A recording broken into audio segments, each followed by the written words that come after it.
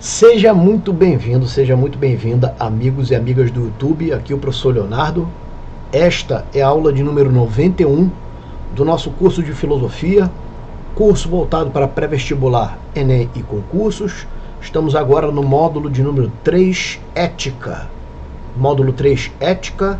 Lembrando que o módulo 1, Introdução e Fundamentos de Filosofia, e o módulo 2, Epistemologia. Todas as aulas estão aqui gratuitas no YouTube e delas foram produzidas apostilas e certificados de participação. Eles se encontram à venda lá no meu site, essas apostilas, www.leonardobragaflores.com. Você é o nosso convidado a comparecer e adquirir esse material. Valeu? Bom, já aparece para você aí na tela a aula de hoje, Bioética. Bioética, um assunto que vem caindo em provas aí, tanto em todas, praticamente é uma moda agora de cobrança desse assunto. Claro que, se o indivíduo for fazer uma prova para a área médica, olhando as questões, eu olhei as questões, eles misturam um pouco, né, o assunto que nós vamos ver agora, que é filosofia, ligado a isso aí, a bioética, tá? Misturam lá com a área de interesse, com a área médica. Se o cara for fazer um outro concurso, por exemplo, aí de psicologia, o cara mistura também lá com as coisas lá de psicologia. Então você tem que ter domínio daquele conteúdo específico lá também, né? Conteúdo específico lá. Mas isso aqui vai te ajudar bastante. Esse conteúdo aqui vai te ajudar demais. Se cair uma questão de bioética pura ligada aí à filosofia, e é a maioria das questões nos concursos públicos e no vestibular, você acerta tranquilo mesmo com o conteúdo que vai ser dado aqui hoje. Beleza? Então vamos aí ao conteúdo. Já aparece para você o conceito de bioética. Conceito de bioética. Bom, no grego, bios, que significa vida. E vai somar esse bios com o etike, que significa ética. Ou seja, bios mais etike vai ficar ética da vida. Bioética é a ética da vida. Bom, mas o que tem a ver aí? O que seria aí essa ética da vida? Já nós vamos entender. Você vai entender aí, você já pode entender desde já melhor, que essa ética da vida, pessoal, seria a vida e a existência do indivíduo mesmo na vida encarnada, vamos dizer assim, na vida terrena. Então essa existência do indivíduo na vida terrena. Essa existência do indivíduo na vida terrena é a vida biológica. Essa vida biológica que é o foco de estudo aí da bioética. Tranquilo? Bom, é uma forma de ciência humana interdisciplinar, moral, metodológica, que estuda, reflete e questiona a relação entre as ciências, dentre elas aí, ó, a biologia, que é a principal, a medicina, o direito e etc., e os seres humanos, animais e o meio ambiente em geral. Ou seja, nós vamos ver esse relacionamento, tá? Esse relacionamento, nós vamos ter aqui uma noção de como seria esse relacionamento das ciências, tá? Em especial aí a biologia, com o ser humano, com o ser humano em si, com os animais, esse relacionamento, não é? E a interferência jurídica nesses aspectos, as discussões jurídicas nesse aspecto. Nós não vamos nos ater a cada discussão jurídica, senão isso aqui vai virar um curso específico de bioética. E não é. O curso é de ética. Então aqui você vai ter uma noção do que a bioética discute. E se você quiser se aprofundar, trilha aí pelo caminho da bioética, tá? Que acaba, não é nem um ramo da filosofia, né? Ele é um ramo, ele é uma variante da ética. Bom, mas vamos em frente. Trata-se também de um desdobramento novo, isso é novo, da filosofia, que se liga ao segmento da ética aplicada, resultante do desenvolvimento do quê? Das biotecnologias. Então são tecnologias que conseguem investigar, conseguem entender, conseguem analisar a parte biológica do indivíduo. É isso. São tecnologias que conseguem enxergar o corpo humano por dentro. Não só por dentro no sentido literal não, mas no sentido literal isso, mas no sentido assim que eu digo mais profundo, a nível aí de tecidos, a nível de moléculas, a nível aí de células, né? A nível atômico praticamente ali o indivíduo já está sendo dissecado pela tecnologia. Não obstante, mesmo diante da importância de suas técnicas, a condução e aplicação dessa ciência encontra recorrentemente conflitos, embates, principalmente nos campos da política, da religião e também do direito. Nós estamos aqui no Brasil, né? Que no Brasil é comum, volta e meia, se jurisdiciona, né? Situações vão para a justiça, por exemplo, ali ligado ao aborto, ligado ali ao sofrimento animal, ligado ali à eutanásia e por aí vai. Situações assim são levadas à justiça para que ela decida. Lembrando aí o direito à vida na nossa Constituição, na Constituição Federal, é protegida no artigo 5º da Constituição Federal, bem no caput.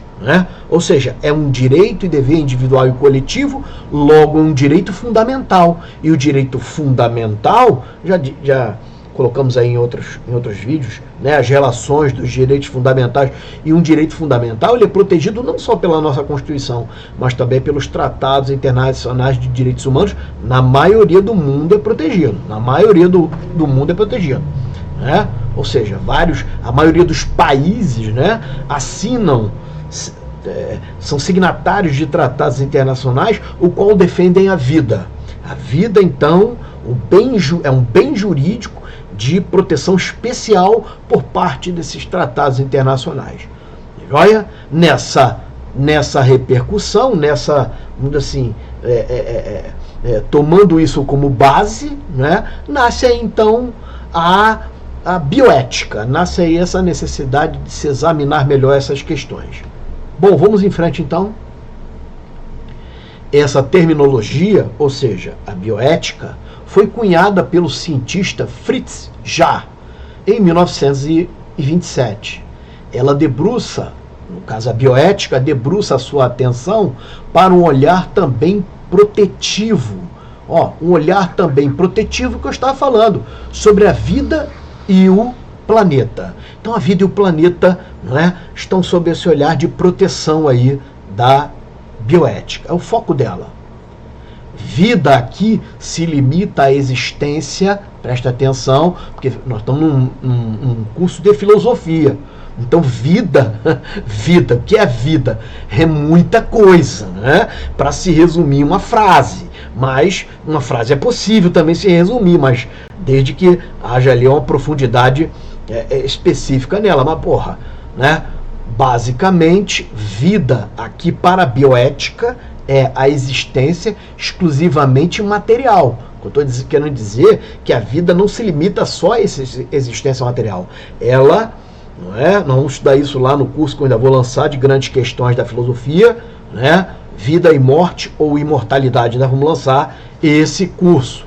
Bom, a vida ultrapassa, isso é nítido, isso é, para a maioria, pelo menos dos teólogos, filósofos, estudiosos, a vida ultrapassa a existência material. Tranquilo, pessoal? Só que aqui o foco da bioética não é a existência metafísica, a existência que está acima da física. Não. Ela vai se prender à existência física, à existência material. Ou seja, é o que nós colocamos aqui, exclusivamente material. Ficando de fora os aspectos metafísicos, ou seja, o que está para além da morte. Depois da morte, a bioética não vai mais, né? Ela não alcança esse nível. O que lá vai ser estudado na filosofia, na metafísica, o que possivelmente há, né? Possivelmente, depois da morte, tranquilo? Bom, por conseguinte, o foco da sua atenção está simplesmente na potência, impulso, energia, aptidão, maldição ou graça de se opor ao que se denominou, né, morte, ao que se denominou morte. Então, ao que colocaram o nome de morte, né, ali termina o papel da bioética, porque a bioética vai estudar, é a ética aplicada à vida. Então ela vai estudar, né, ela vai ser estudada no decorrer da vida, lembrando vida física. Lembrando aí uma frase do Bichat, diz assim, ó, a vida é o conjunto de forças que resistem à morte. Então o que é a vida? É um conjunto de forças, né, que vão resistindo a um fenômeno. Qual o fenômeno? A morte. Você aceita aí um café, cara?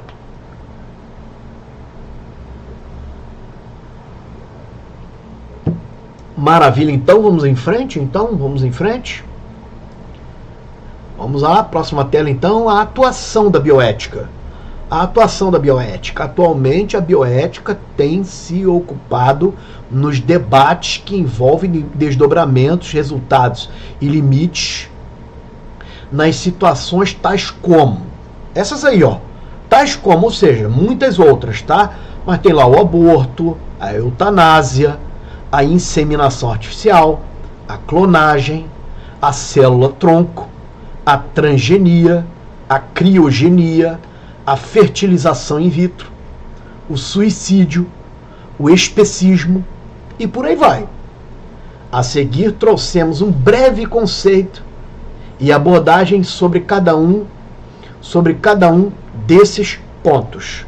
Vamos em frente então? Vamos começar aí pelo aborto. A ideia aqui não é sair um cientista, né, ou um médico formado em aborto. Você não quer isso? Para ser médico você tem que formar em medicina, cara. Beleza? Tranquilo? Mas nós vamos entender algumas questões ligadas ao aborto. E nós estamos aqui para aprender, não é verdade? Estamos aqui para aprender. Todos nós estamos aqui para aprender. E um aprende com o outro. Inclusive participa dessas aulas, cara. Participa dessas aulas, beleza? Bom, aborto. No latim tem duas expressões que formam o aborto. Ab e ortus. Aborto, ab e ortus. Ab, o ab, esse prefixo, significa ausência. E ortus, origem. Veja, ab ortus, ausência da origem. Ausência da origem. Ou seja, é a extirpação, a morte, a eliminação, a ausência, a retirada da origem. Que origem é essa? O feto. Aborto é a retirada do feto. Ou seja, de um ser que vive na vida intrauterina. O que é isso? Vida intrauterina. Aqui está o útero, ó. É um órgão semelhante a uma pera. Tranquilo? Assim, ó. Aqui está o útero. Dentro, se a mulher estiver grávida, ou seja, estiver sob a gravidez, existirá um feto ligado aqui pelo cordão umbilical. Veja, essa parede aqui que reveste o útero, isso é importante na nossa aula de hoje, para bioética, não é aula de biologia, mas só para a gente entender, chama endométrio. É a parede de dentro do útero, tá legal? Endométrio, aqui ó, endométrio. Endo dentro, métrio medida, espaço, dentro do espaço. Essa parede aqui chama endométrio. Essa parede aqui é onde o feto implanta o seu cordão umbilical. Joia? Implanta ali o seu cordãozinho umbilical. Numa outra estrutura que chama placenta. Placenta. Aqui, ó, ela fica grudada no endométrio. Por ali o feto vai se alimentar e também vai respirar. Todas as funções dele, orgânicas, estão em contato através desse cordão umbilical lá na placenta. Beleza, pessoal? Veja só, preste atenção. Aqui nós temos as trompas, trompa do lado direito e do lado esquerdo, e os ovários. Isso eu estou falando da mulher. Beleza, pessoal? Preste atenção. Quando ocorre, quando o seu pai e a sua mãe foram lá e fizeram você, né? Ou seja, fizeram fuk-fuk-chen-chen, né? O seu pai liberou um gameta. Se liga nesse nome, gameta. Não, na verdade, nenhum. Milhares 200 milhões de gametas masculinos. 200 milhões de gametas masculinos. Gameta esse que se chama espermatozoide. Espermatozoide. Gameta masculino. Entrou pela parede da cavidade vaginal, no caso o pênis, que é um órgão genital masculino, pela parede da cavidade vaginal e depositou esse espermatozoide, esse gameta no interior do útero. Dentro do útero, o que aconteceu? Esses espermatozoides foram um pouco para o lado direito e um pouco para o lado esquerdo. Beleza? Só que de um dos lados foi desprendido um gameta também. Só que um gameta num formato não assim de um girino, mas um gameta no formato ovalar, que a gente chama, né, a ciência chama de óvulo. Esse é o gameta feminino. Joia? Na trompa, chama trompa de Falópio, ela é dividida em 3 partes. 3 partes. Primeira parte essa aqui, ó. Segunda parte essa aqui, ó. E terceira parte essa. Joia? Normalmente, esses gametas se encontram no terço médio. Veja, um terço que está dividido em 3 partes. O terço médio seria essa parte central. Esses gametas, ó, feminino e masculino, porque o espermatozoide entrou pelo canal vaginal, entrou, né, no caso pelo útero, e aí entrou pelas trompas, lado direito e lado esquerdo. Os que foram para o lado que não tinha um óvulo, ali ficaram, morreram. Os que foram para o lado que acertaram, que não pode ser direito ou esquerdo, tanto faz, se produzir 2 vão nascer gêmeos, e por aí vai. Eles entraram por um lado e encontrou aquele gameta feminino, normalmente aqui na parte central, ó, normalmente no terço médio. Joia? Fica ali em torno, se eu não me engano, de 5 dias, migram de novo, migra agora essa fusão de 2 gametas. Isso se dá o nome de fecundação. Fecundação é o momento que os gametas o quê? Se juntam. Dali eles saem e vão para dentro lá da parede do óvulo de novo. Agora chama, se eu não me engano, o nome disso é blastocisto, né? Essa composição vai de novo para o interior do útero e se fixa na parede do endométrio. No momento que ele se fixa na parede do endométrio, isso se chama nidação. Grave esse nome aí, nidação, beleza? Nidação. Joia? Tudo funcionando aí, a câmera funcionando, você tá entendendo, tranquilo, diz aí. Vai, tudo funcionando, tô aqui conferindo a câmera só, né, para ver se você está aí e se está funcionando, beleza? Tudo ok, tudo tranquilo, você entendeu? Então fecundou, e aí o feto se prendeu. Professor, por que o senhor está falando isso? Para você entender a discussão que é feita em relação ao aborto, né? A discussão que é feita em relação ao aborto, a discussão feita na política, na religião e por aí vai, do momento de extirpação, de retirada desse feto, né? Questões como, por exemplo, a dor, questões como, por exemplo, a chegada da alma mesmo, né? Alma vinda do divino, de Deus, para esse feto, quando ele vai ser uma alma vivente, quando ele vai ser uma criança, quando ele vai ter vida, quando não vai ter. Então, todas essas discussões, tá? A maior complexidade nas discussões é feita mesmo dentro da bioética no aborto, com certeza, né, pessoal? Com certeza. Bom, é a extirpação da vida intrauterina, porque vida intrauterina é dentro do útero, intra dentro, uterina útero, dentro do útero. Vida extrauterina, nós teremos a vida fora do útero, né? Quando o indivíduo mata alguém, nós temos a eliminação da vida extrauterina, ou seja, a vida fora do útero. Deu para compreender isso? Tranquilo? Tá fácil aí, não tá não? Tá moleza. Porra, também com um professor desse, né, mano? Pica dessa forma, porra, já dá o like nessa parada aí, mano. Tranquilo? É a extirpação da vida, o que? Intrauterina. Joia? As discussões sobre a sua moral giram predominantemente em torno do momento exato do início da vida. Viu? Momento exato do início da vida. Né? São correntes incógnitas que vão nascendo aí, né? De cunho religioso, científico e por aí vai. Nisso, 2 teorias se destacam nessa análise. A teoria natalista, ou seja, vai dizer que o início da vida ocorreria com a primeira respiração natalina, o nome já diz, quando nasce. e nasce com vida. Isso está até no nosso Código Civil lá. Beleza? Tranquilo? Mais um cafezinho? E a teoria concepcionista. A religião normalmente gosta mais dessa, né? A vida iniciaria na concepção. Ou seja, que para alguns tem uma divergência lá dentro da concepcionista. Para alguns ocorre na fecundação. Então logo na fecundação, na junção dos gametas ali, já ocorre aí a concepção, tranquilo? Já para outros ocorreria na nidação, no momento que ele se prende, ou seja, esses 5 dias depois. Beleza? Deu para entender aí, pessoal? Sim ou não? Tranquilo?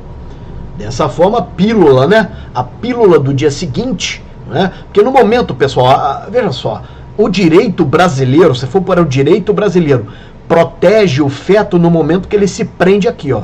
É no momento da nidação. No momento que apenas ele está naquele caminho para o interior do útero, é uma vida inviável ainda, não tem viabilidade alguma. Ele não se prendeu, então é tomado lá, que chama pílula do dia seguinte, né? Lubrifica a parede do endométrio, ele não consegue se prender na parede do endométrio e ali termina, de alguma forma. Não é um aborto, porque o orto ainda não está instalado, a origem não está de alguma forma instalada. Para a religião, sim. Para a religião, ela vai lá até o momento que os gametas se fundem. Joia? Então deu para entender mais ou menos aí a pegada da discussão?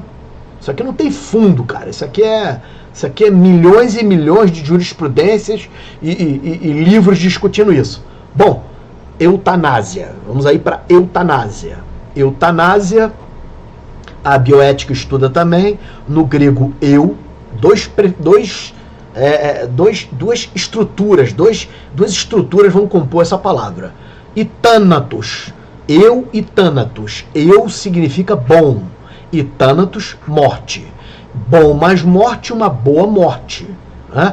Bom mais morte, ou seja, uma boa morte. Uma boa morte.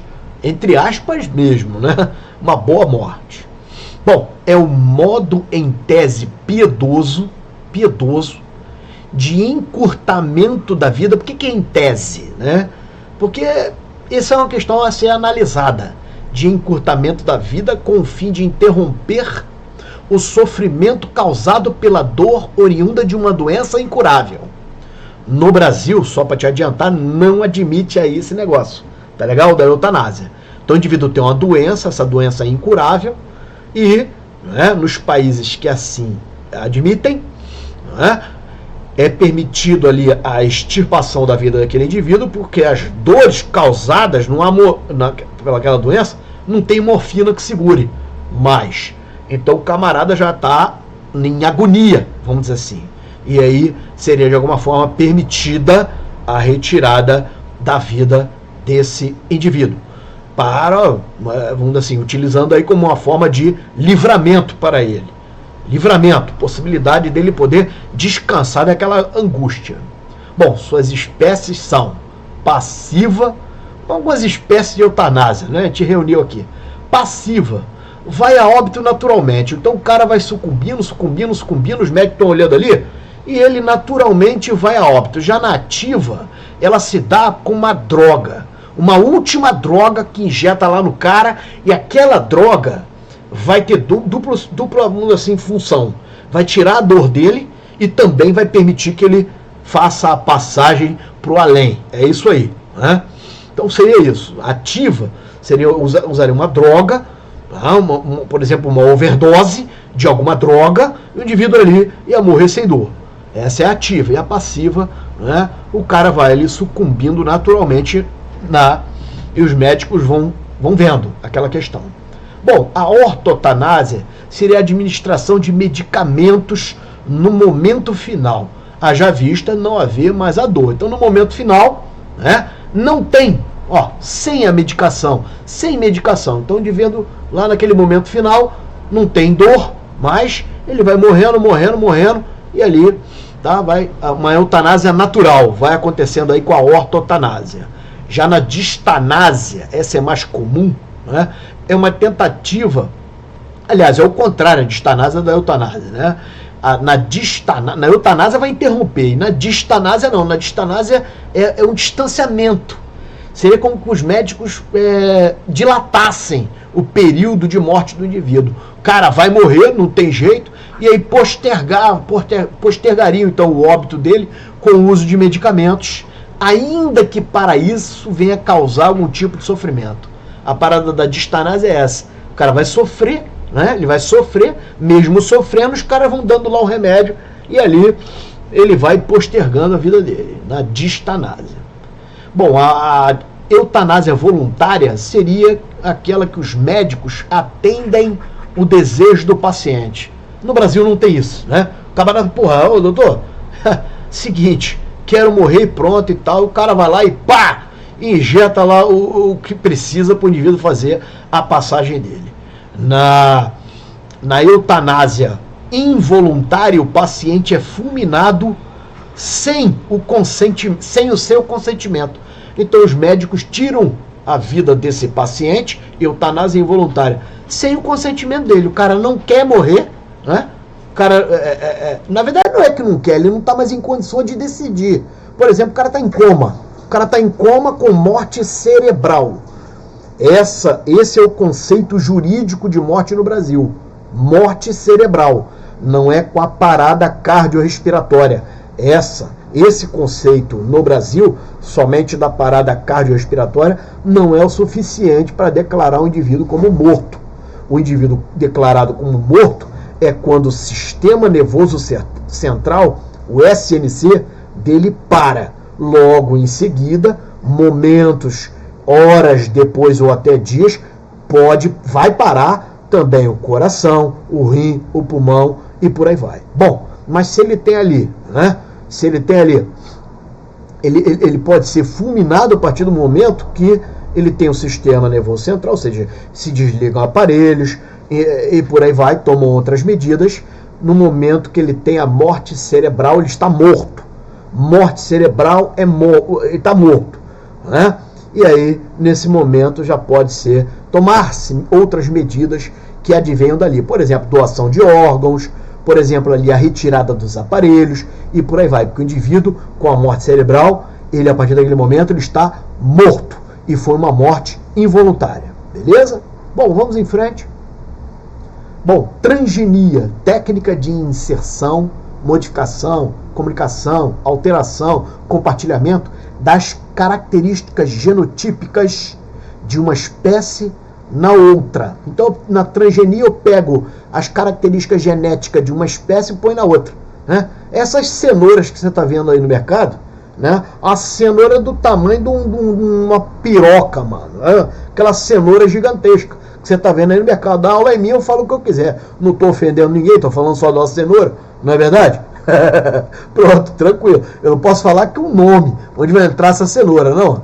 Bom, tranquilo. Bom, características genotípicas. Ou seja, o camarada pega uma característica, por exemplo, da abóbora, né? Que é gigantesca, e põe na cenoura, porra. Vai ver uma cenoura tamanho de uma abóbora, ou parecido com isso. Mais ou menos isso aí seria o transgênico, a transgenia. Joia? E também tem a criogenia. Tanto que genia é gene, tá? É gene. Criogenia, gelo, ou seja, frio.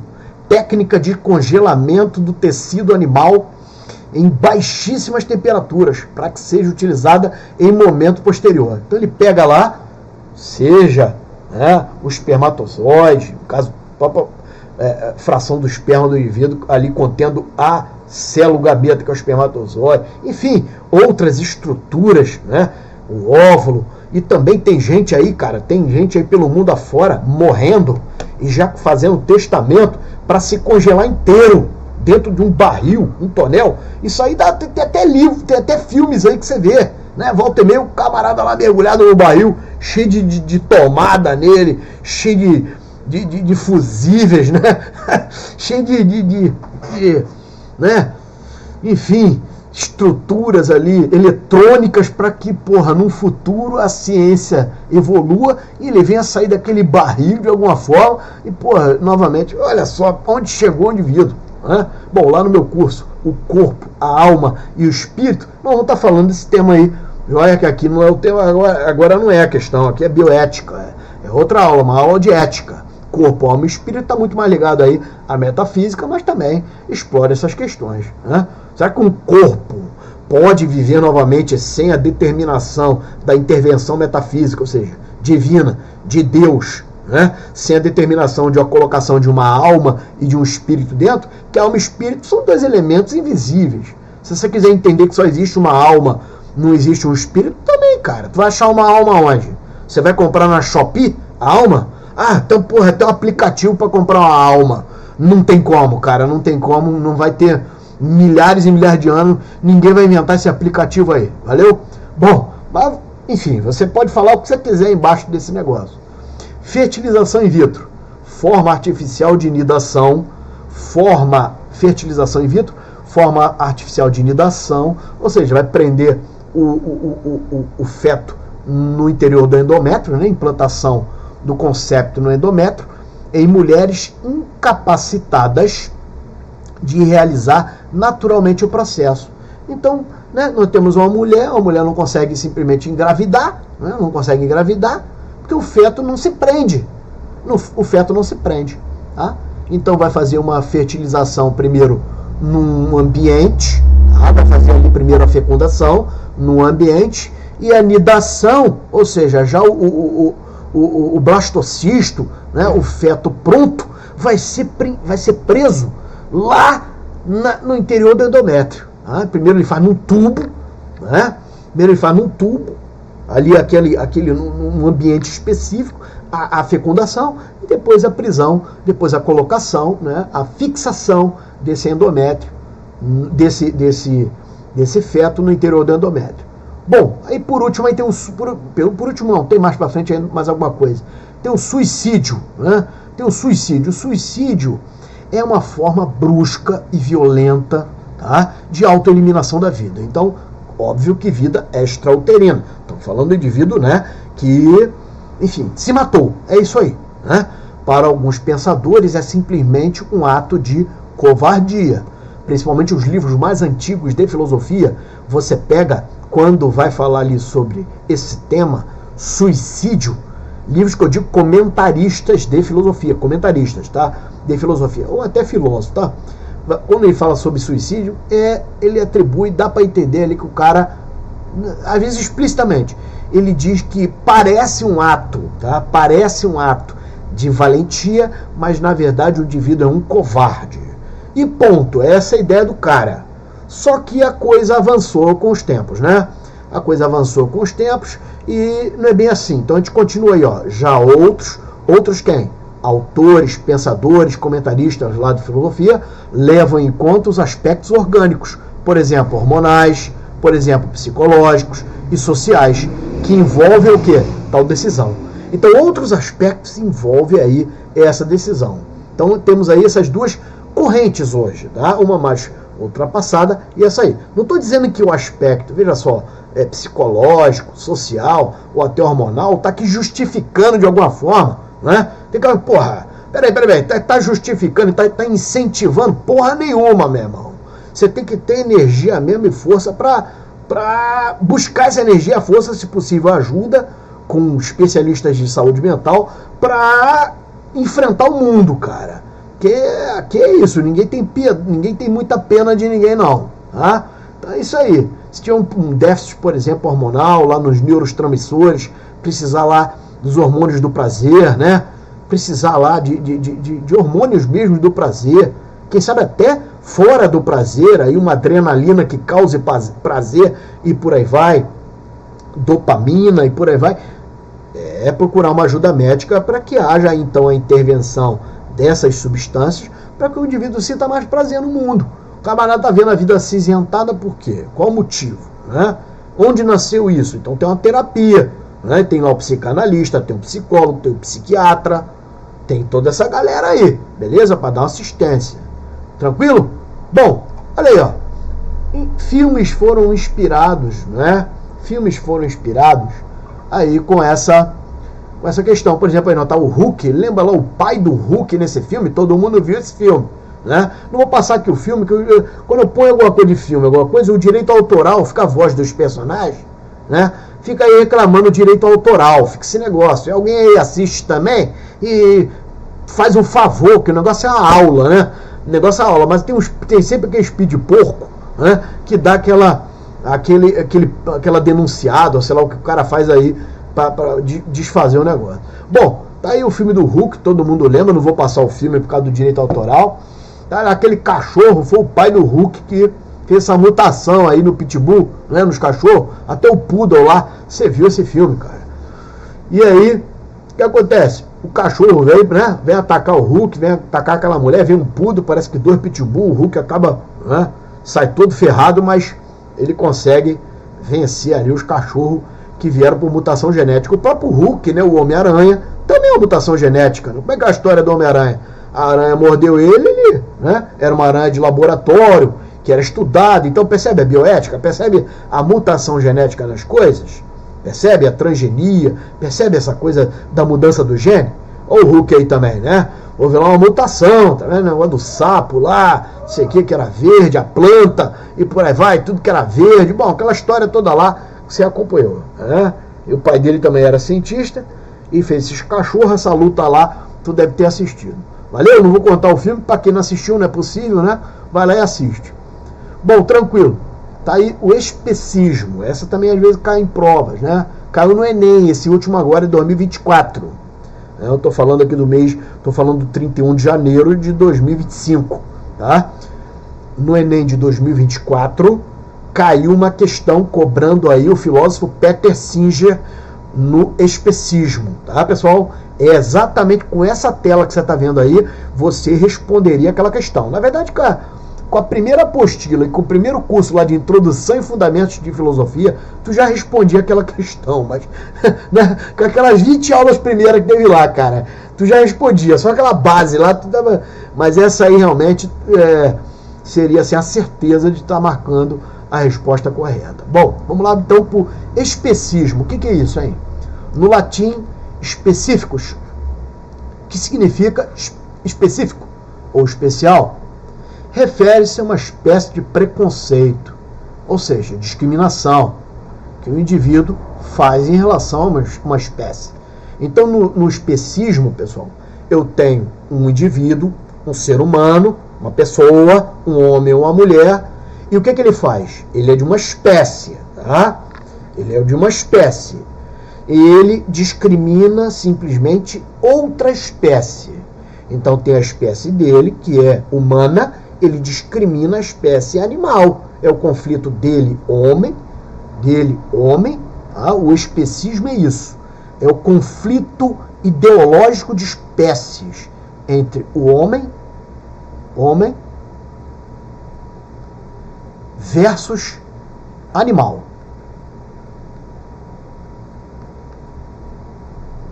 Ele simplesmente despreza o animal. É aquele cara que despreza o animal. Despreza. O animal, para ele o animal tinha que ser destruído praticamente. Ele tem aversão, ojeriza. Ele tem aversão. O Peter Singer compara isso a uma espécie de racismo. Uma espécie de sexismo. Sexismo, discriminação quanto ao sexo. Racismo, discriminação quanto à raça. Tá? Então o indivíduo ele tem entre aspas, um racismo animal. Tá?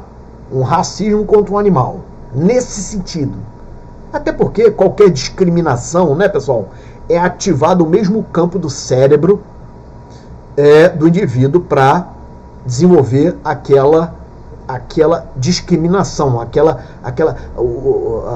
qualquer discriminação, o cérebro funciona sempre do mesmo jeito, seja em relação ao animal, seja em relação ao gordo, seja em relação a sexo, seja em relação à cor, seja em relação ao que for, né? É uma espécie de idiota, o cara é uma espécie de um idiota, o cérebro dele funciona mal naqueles setores, e isso aí acaba, né, vindo como aparecendo a forma até de uma doença em discursos políticos, ideológicos, por aí vai. Toda hora tu tá vendo esses políticos, não vou aqui citar nomes, né? Tem políticos famosos mesmo, eu digo assim, poderosos, né?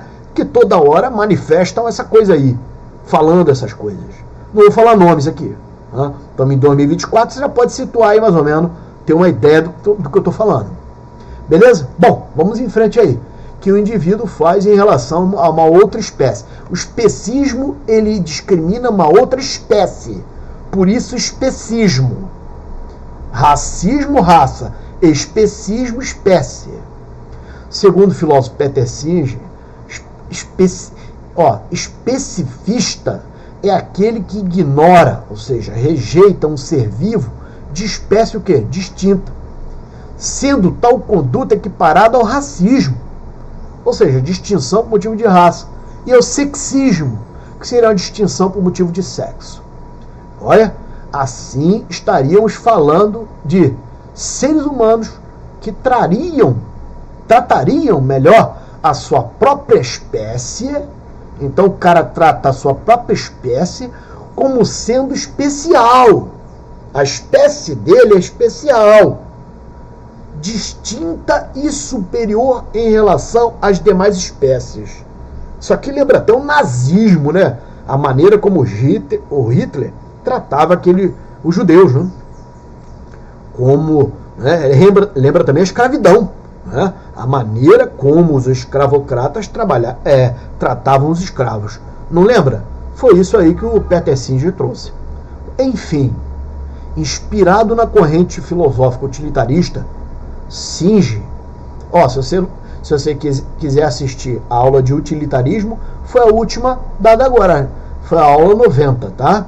Singer levanta a questão da dor sentida por um animal, diante de técnicas manipulativas inadequadas, brutas e cruéis, equiparando essa dor àquela que o homem também sente.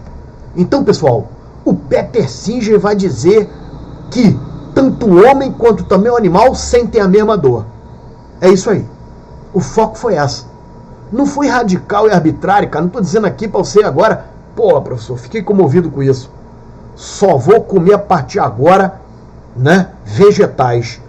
Grande chance de você desenvolver uma doença, né? Grande chance de você desenvolver uma doença. Pode conversar com o médico. Nós precisamos da proteína. Nós precisamos de carne. Beleza? Estão criando aí impressora para imprimir uma carne. É outra coisa. A bioética também vai discutir, né? Mas, pessoal, estou dizendo aqui que desde os nossos antepassados, o animal alimentou o homem. Dentro das espécies, né, existia um predador e a presa. Joia?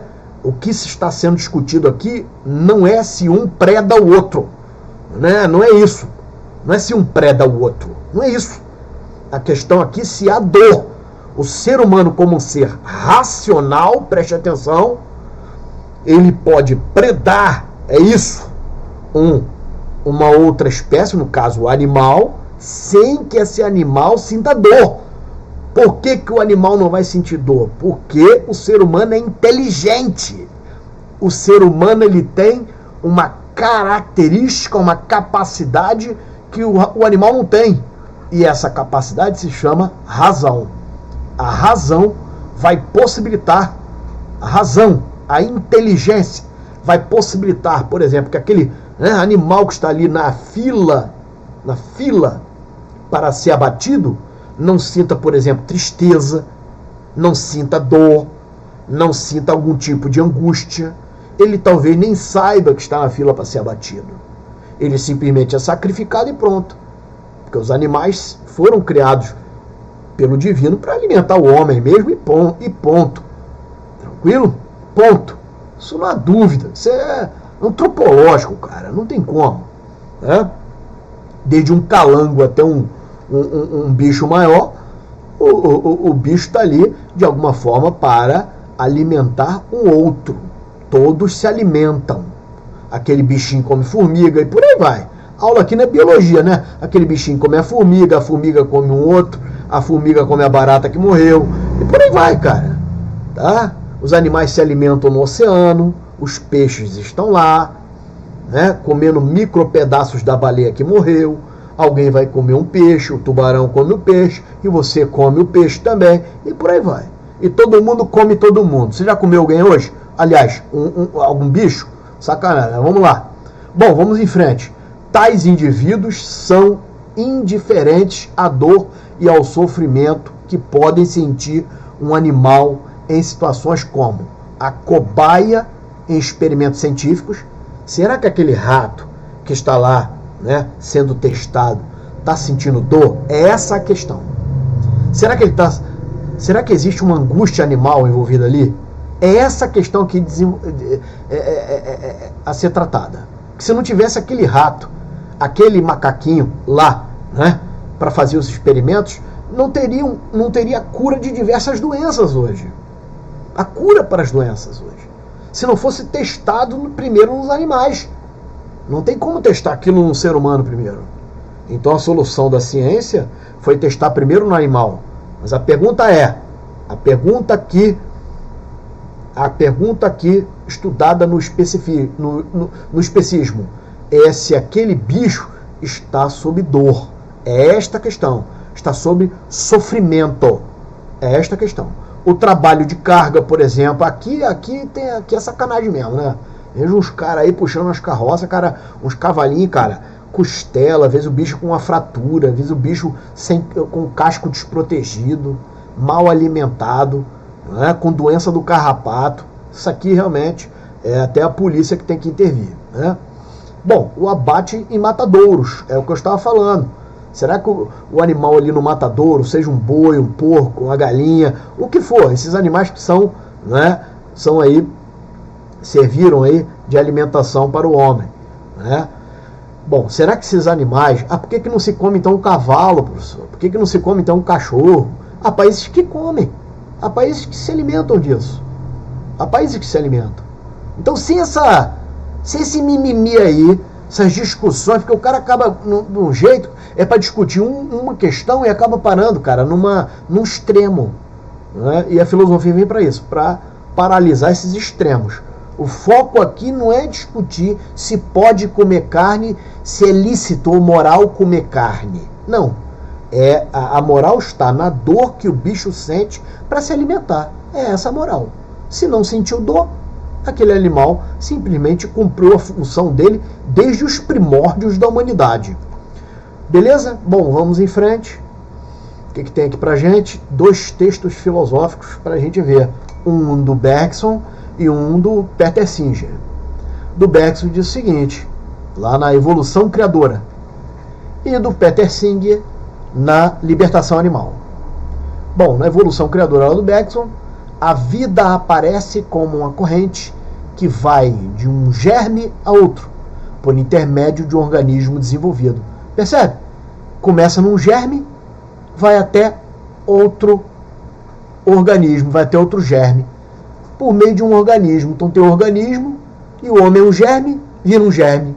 Germe, germe. Rapaz, isso me faz lembrar, né, para quem já estudou medicina legal, né, de alguma forma, o indivíduo lá na fase da putrefação, se você vê, acompanhar, né, dentro lá naquelas condições, né, o cadáver humano naquelas condições, você vê, né, ele vai se degradando até o ponto de, quando já tiver os ossos, né, que é a 4ª fase lá da putrefação, que é a esqueletização, o indivíduo ali vai ter basicamente germes consumindo ele, né?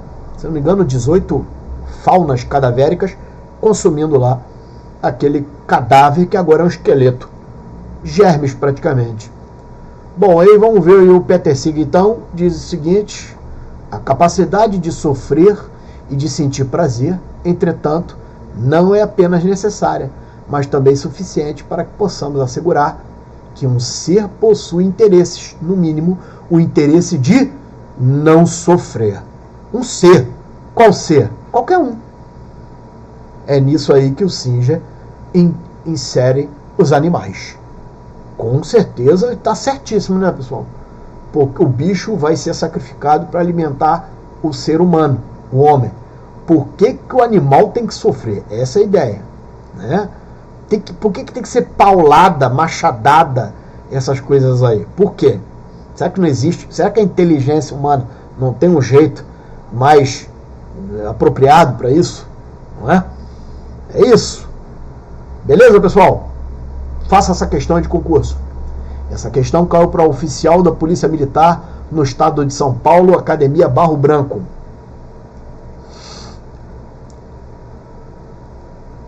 Aspirante oficial, né? Lá eles chamam assim.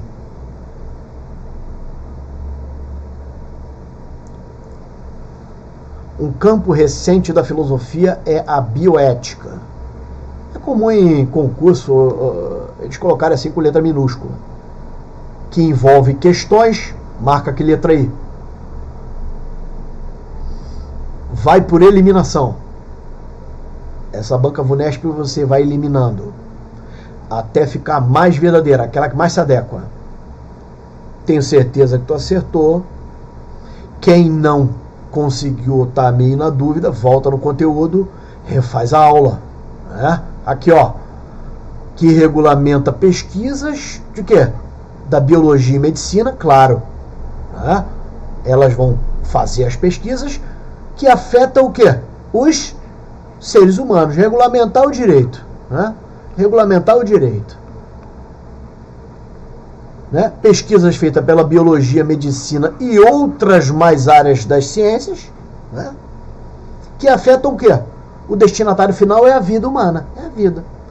E aí no nosso conceito lá ficou até maior, né? Não só a vida humana, mas também, né, o mundo em geral, o planeta, né, os animais e por aí vai. Beleza? Tranquilo? Então agora você vai curtir, vai também comentar embaixo e compartilhar. Joia?